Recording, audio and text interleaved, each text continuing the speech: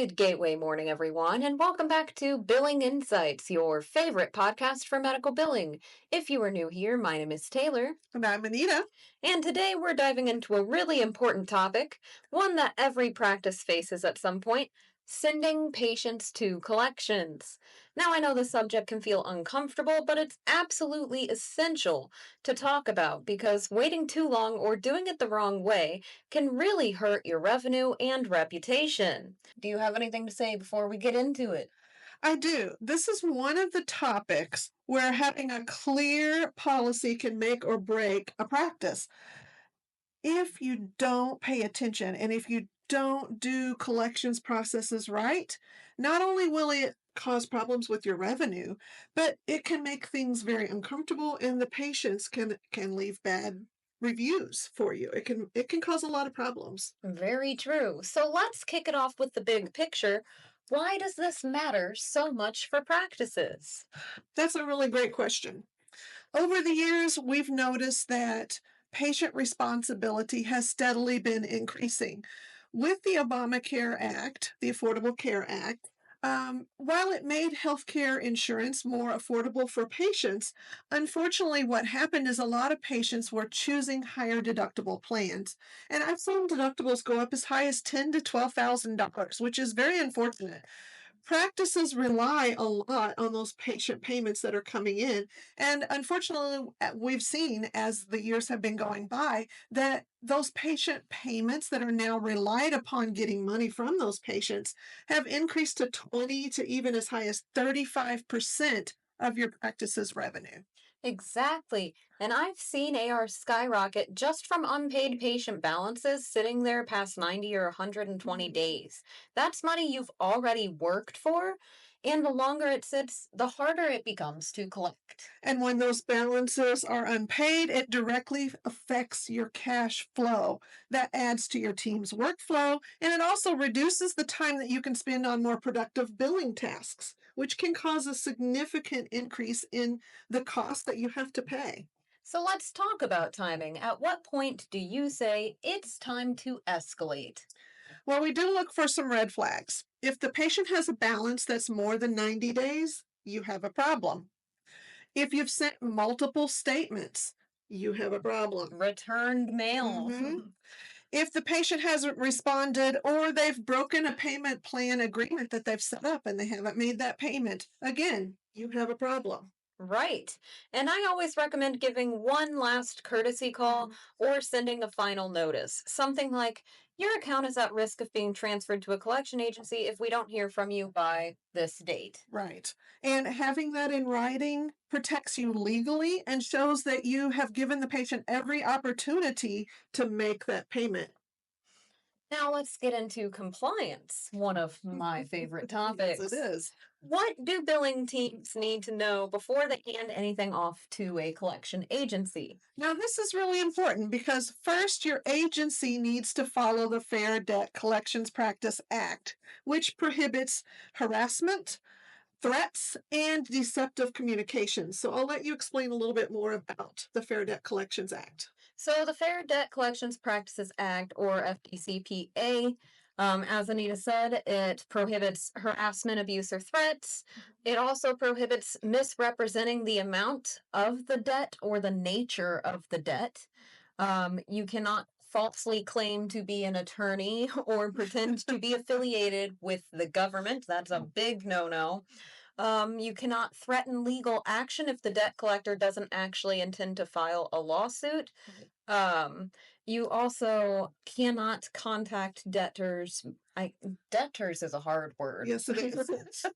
Before 8 a.m. or after 9 p.m. local time. So no calling people at 3 a.m. Please don't do that. Yes, no calls at inconvenient times or places. No calls at their workplace. You Mhm. cannot notify their employer Mhm. that they have a debt or anybody who isn't the one who has the debt. Correct. Um, you also cannot, there's a limit on how many phone calls. So there's a limit on when you can call, who you can call, Mhm. how you represent yourself as you call, but then also there's a limit on the number of calls. You can't call somebody multiple times a day. The limit is no more than 7 attempts per week per debt. So if they owe a balance for one thing, you can call once a day. If they have two separate debts from two separate places, then they could receive 2 calls a day, one for each debt. Um, and let's see, no public disclosure, that includes the employer. Right. And if you request in writing that if the patient requests in writing that you stop, then you must stop all communications except to confirm that, um, well, if the patient calls into you to confirm that you won't contact them again, Right. or to notify you of specific legal actions being taken. So that's basically what I Mhm. have to say about the Fair Debt Collection Practices Okay. Act. So the next big one that you have to worry about is your HIPAA communications, privacy with the patient. You have to still apply that whenever you're sending someone to collections. Never send protected health information to that collection agency. Now, that includes diagnosis, chart notes, CPT codes. Just always stick to what's necessary, which is another rule called the minimum necessary rule. I don't think we need to get into that. Just only send what's necessary. So that might include patient name, their balance, their dates of service, and their insurance info if it's relevant to that charge. Also, don't forget state specific laws. Some states require a final written warning or a set number of days before collection. Mhm. So, check your state's rules, get legal counsel if you're unsure, and just make sure that you're following anything that your state has set forth as well. So, we've decided to send the account to collections. What does that actually look like in practice? Well, you want to make sure that you've got a reputable person or a company that you're sending that collections account to. One that understands medical billing, one that understands, insurances that retroactively term, or patients who have primary and secondary insurances, and the processes that are involved here. If they don't understand, they might not handle things correctly, and you might have angry patients. So then, once you send the information, you always document each step. So we sent first, second, and third notice. Then we send a final warning, and then we send the patient to collection if we've not had any response, and document all of those steps along the way. And I like to say collections isn't a punishment, Mhm. it's a last resort tool. Use it respectfully, and patients are less likely to feel attacked. Exactly. Angry patients leave bad reviews. They can stop seeing the doctor. They can publish bad things. Word of mouth is always really important. You don't want those bad reviews given out, nor do you want them complaining to the government about any sort of wrongness that has happened with their account. So keep that So, in mind. before we jump straight into collections, let's talk about some alternatives. What can practices offer to help avoid the situation altogether? Right. So, one of the best tools that we have is setting up a payment plan. Now, when you do a payment plan, you want to make sure that it's something that's reasonable.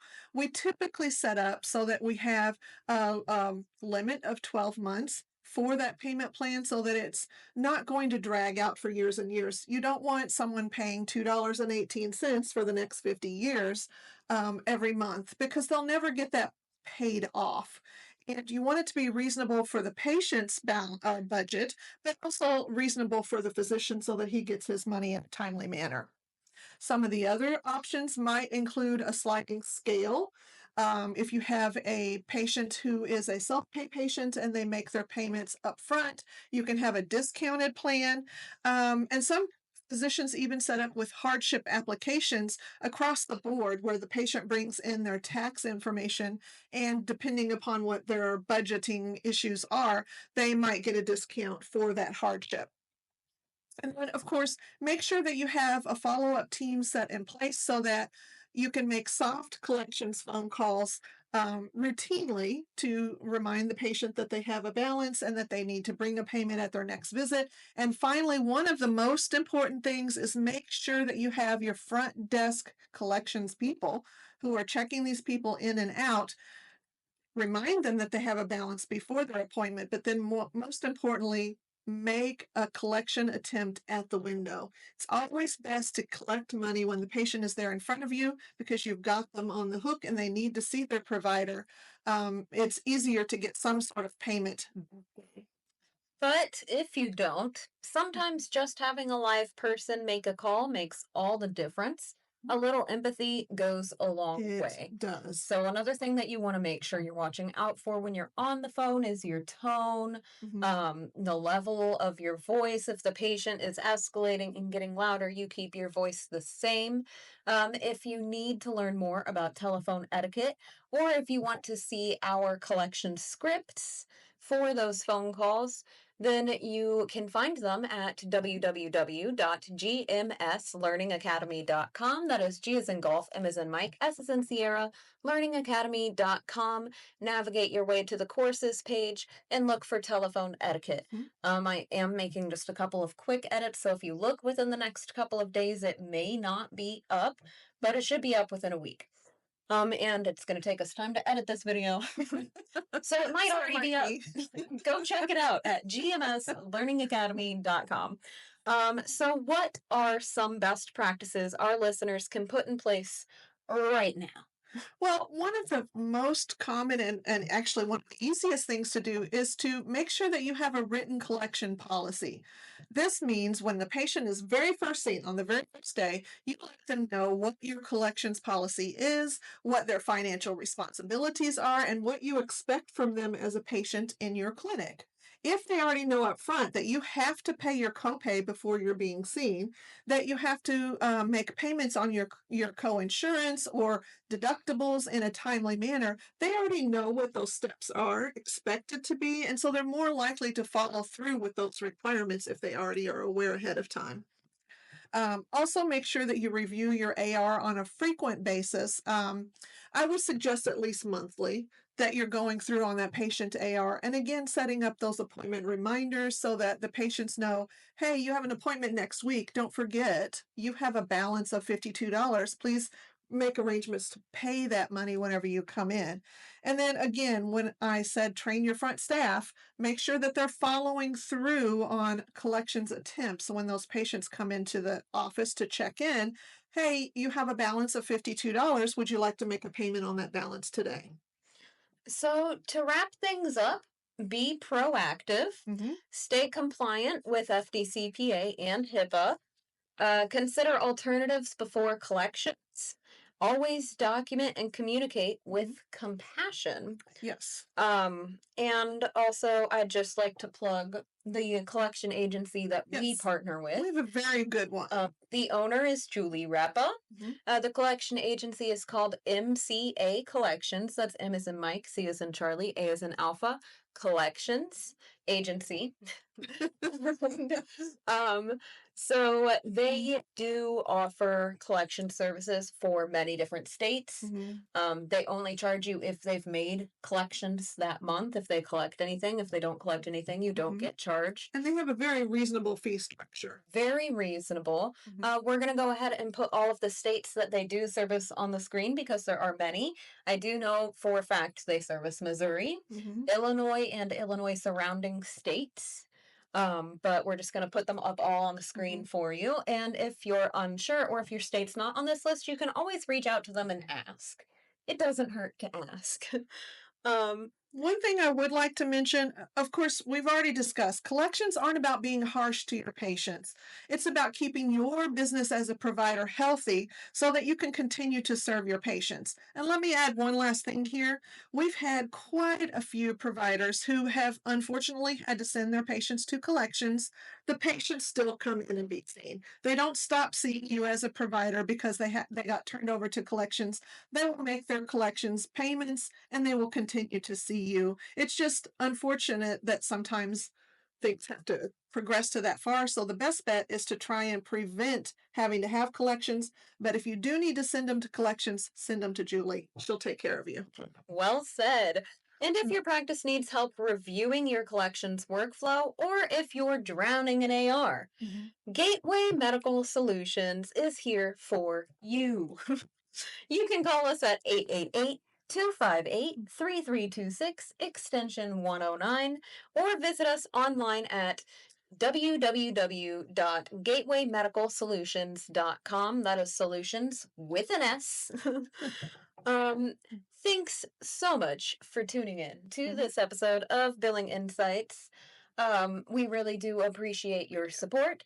Please don't forget to like, comment, subscribe, and share, as well as click on that notification bell so you can be notified every time that we upload a new video.